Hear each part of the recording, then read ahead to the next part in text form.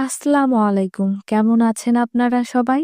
শীতের দিন আসলেই তো শুধু খিচুড়ি খেতে ইচ্ছা করে। তবে শীতের দিনে তো সব টাটকা টাটকা সবজি থাকে, এই জন্য ভুনা খিচুড়ির থেকে সবজির খিচুড়ি খেতেই বেশি ভালো লাগে আমার কাছে।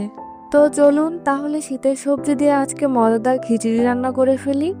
প্রথমে আমি প্যানে 1.5 কাপের মতো চাল নিয়ে নিয়েছি, আর তারপর দিয়ে দিচ্ছি 1.5 কাপের মতো মসুর ডাল আর বুট ডাল। এখানে আমি বুট ডাল আগে থেকে ভিজিয়ে অর্ধেক সিদ্ধ করে নিয়ে নিয়েছি। আপনারা চাইলে আরো অনেক ধরনের ডাল ব্যবহার করতে পারেন, বা শুধু মসুর ডাল দিয়েও খিচুড়িটা রান্না করতে পারেন। এরপর এক এক করে দিয়ে দিচ্ছি ছোট ছোট করে কেটে রাখা লাউ, বাঁধাকপি, বেগুন, ফুলকপি, আলু, মিষ্টি কুমড়া আর সিম।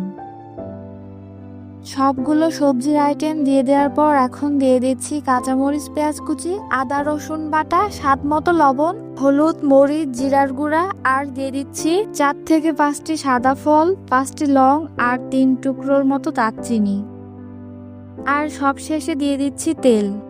তেল দেওয়ার পরে প্রথমে উপরের কাঁচামরিচ পেঁয়াজের সাথে মশলাগুলোকে একটু মাখিয়ে নিব, আর তারপর ধীরে ধীরে খিচুড়ির সমস্ত উপকরণ মশলার সাথে মাখাতে থাকবো।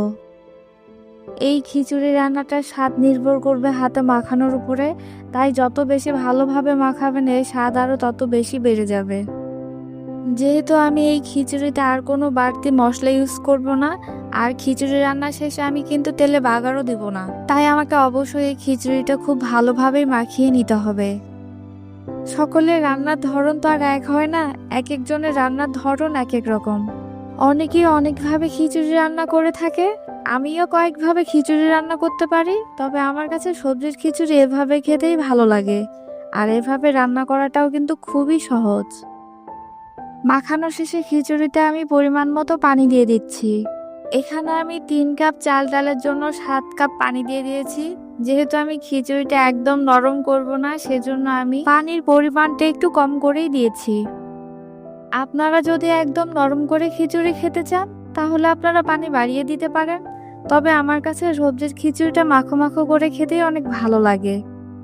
পানি দেওয়া শেষে ঢাকনা দিয়ে ঢেকে রেখে চুলা হাই হিটে রেখে দেব বলক ওঠা পর্যন্ত। আর বলক ওঠার সাথে সাথে আমি চুলা লো হিটে রেখে দিব।